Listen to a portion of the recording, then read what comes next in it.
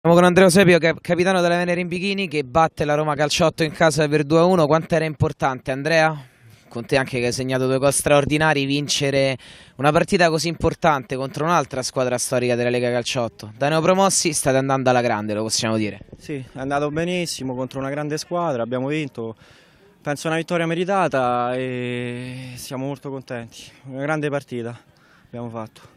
È una prova di solidità il fatto che avete giocato così bene, avete messo sempre in difficoltà con la vostra velocità gli avversari anche senza Princicalli. Sì, una grande prova di maturità, anche se è mancato un grande giocatore come Princicalli.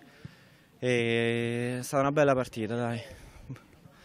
Ok, un'ultimissima cosa, adesso siete nelle posizioni di vetta, vi manca una partita anche da recuperare col Pizza Boom, la prossima è con l'ultima in classifica dell'Alitalia e diventano partite da non sbagliare, dove partite favoriti sulla carta. Certo, anche con gli ultimi bisogna stare attenti perché abbiamo visto che è un campionato molto equilibrato e si può perdere con tutte. Quindi anche la prossima partita è come se giochiamo contro i primi in classifica, noi è uguale.